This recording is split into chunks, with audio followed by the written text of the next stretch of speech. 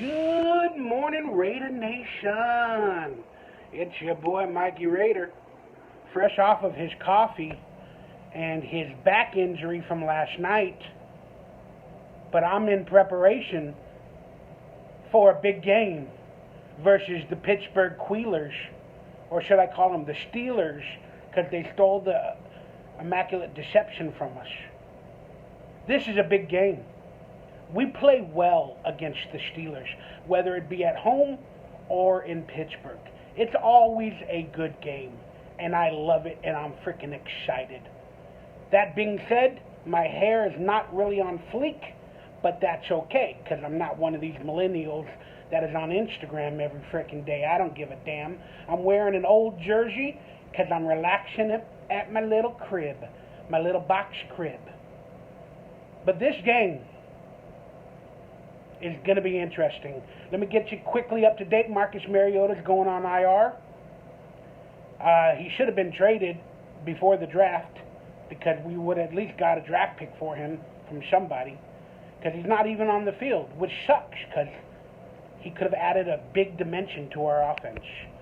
But so is Josh Jacobs. Has been ruled out with a damn toe injury, ankle injury.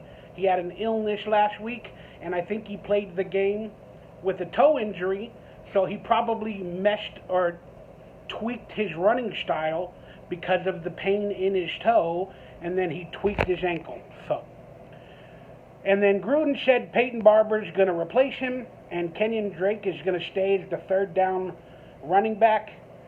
I don't know if that was just John Gruden's way of tricking the Pittsburgh Steelers to prepare for Peyton Barber, who we signed on September 3rd from the Washington practice squad. I don't know. I mean, do we really think Peyton Barber is going to all of a sudden come in there after being on the team for about 12 days and then, be the starting running back against the Steelers while the free agent you picked up, you leave him as the third down running back who had the entire training camp with us? I don't think so, John Gruden. That was good trickery. That was good mouth wordplay. Appreciate that, John Gruden. But you're full of shit. But it's okay, because hopefully it's trickery versus the Steelers, so they don't expect Kenyon Drake. But trust me, we all expect Kenyon Drake to have an increased role in today's game. All right, then on top of that, Derek Carr, coming off probably one of his best games last week in terms of a leadership fashion in the previous few years. And I'm really excited to see. He built a chemistry toward the end of the game with Brian Edwards. He finally started trusting the young players at the end of the game to make plays, and they did. And we were able to pull out a victory, even though we had a ton of mistakes. That game. We could have lost it. We should have lost it. We didn't. We found a way to just win, baby, and that's all that matters. Okay? Derek Carr was going like this at the end of the game. He was throwing up the peace sign. He's like, it's over when we won. I loved it. Derek Carr, he hasn't cut his hair in a while, and he found some mojo. And he found some mojo with Brian Edwards and hopefully Henry Ruggs a little bit more this week, where he can trust them just to make plays. Derek Carr can get the ball in the right spot, and now I believe he has a little bit more trust in these young players. Not only Darren Waller, who's the baller. I'm looking forward to this game. It's going to be a tough game. Richie Incognito is out again for this week, and Alex Leatherwood is going to have to play against T.J. Watt, who I told you guys 3 years ago we should have drafted, but we didn't. But it's okay. We got Max Crosby now, and I think Yannick Ngakoue is going to give it a go.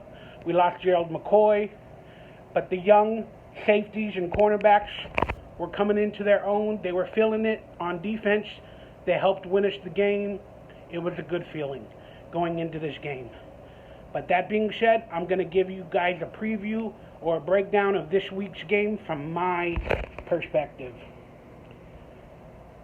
Ben Roethlisberger is going to have a good day against our young defense up and coming.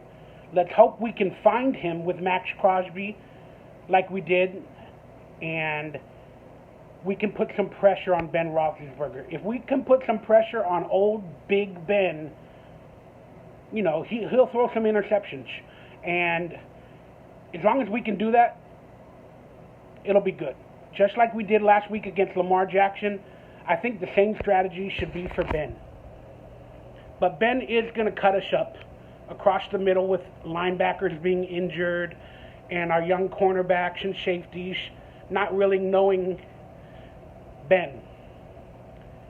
And I think Juju Smith-Schuster is going to be their standout wide receiver because he's probably going to be in the slot going across the middle, and I think they're going to have a big day together. And the only reason I'm saying that is because those are the players that I'm looking out for from the Steelers that I think are going to have a big game. I hope their rookie running back, Najee Harris, doesn't do much. Our defensive line looked that much improved last week versus the run against the banged-up Ravens offense. But Steelers got a little bit of a better O-line, and they do got a better running back. But we can hold up. But we gave up some big runs last week, so I expect Najee Harris to have a better day than he did last week. But all in all, the Pittsburgh Steelers are going to score some points. Let's get that right. This is a much closer game than the experts are predicting because, again, they don't have much belief in the Raiders, and we do. I didn't think the Raiders were going to win last week, but we did. Now let's go to the Raiders side of the ball. Derek Carr doesn't need to throw the ball 50 times, or will he? He might have to, depending on our running back situation this week. But I expect more plays to Kenyon Drake out of the backfield. I don't expect a 100-yard rusher on our team today. Maybe a 100-yard receiver running back on our team today. That being said, they're going to try to shut down Darren Waller. We know that. He's the go-to. They're going to try to shut him down. So the truth is, it comes up to our playmakers, if we have any, which I know we do after last week. It's going to come down to Ruggs making some plays, big plays. It's going to come down to Edwards making some big catches. It's going to come down to Hunter Renfrow on third down. It's going to come down to Kenyon Drake catching the ball, picking up the blitz, and making some blocks to help Alex Leatherwood out against T.J. Watt. That's what it's going to come down to. Peyton Barber is going to have a big game against the block. He's going to have to take some blocks. Peyton Barber might have a touchdown. He might have a couple of carries. If we're in the goal line, he might have a touchdown. But he's going to need to take on some blocks to give Derek Carr some time to get the ball down the field to Renfrow, Ruggs, Edwards, etc. Expect a couple of trick plays, whether it be from Zay Jones or Willie Snead again to try to get them into the fold. And I expect Zay Jones to be used a little bit more this week than he was last week. And I also expect Alec Ingold to maybe get some carries as a running back. Maybe trick plays on the goal line with Alec Ingold. Spider White 2 banana with Alec Ingold. Spider White 2 banana. That means the fullback out of the backfield on a catch. Spider White 2 banana. I expect that to happen. But all in all, I'm not an expert.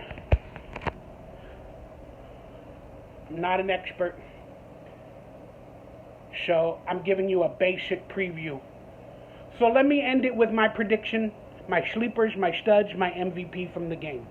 Well, look, let me be honest. I'm going to say it on both sides of the ball, so don't get mad at me. MVP for the dang Steelers will be, of course, it'll be Ben Roethlisberger. He's going to have a good game, maybe 300 yards. I hope not, but I have that feeling.